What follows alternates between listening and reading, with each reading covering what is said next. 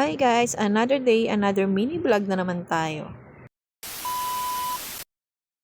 Hi guys, another day, another mini vlog na naman tayo. And for today's video, ito samahan nyo nga kami na mahal na gumawa ng cheese stick.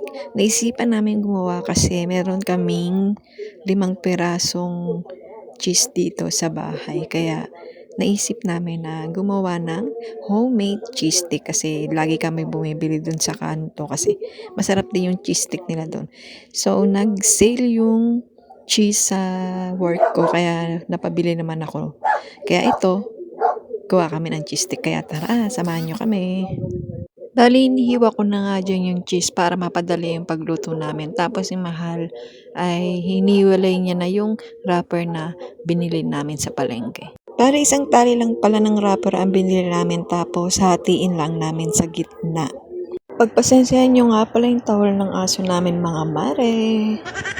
At nang matapos na nga akong maghiwa ng cheese, ayan, nilalagay niya na sa wrapper yung cheese. Bali, pang homemade naman kaya medyo madami-dami yung nilagay namin sa loob para talagang mas masarap.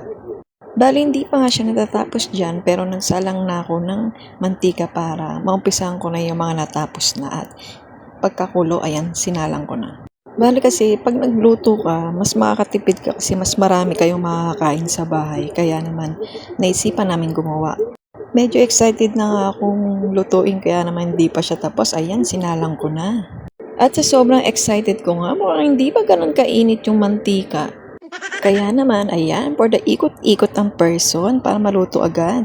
Hindi na nga kami nakabili ng mayonnaise dyan at meron namang ketchup dito kaya go, go, go!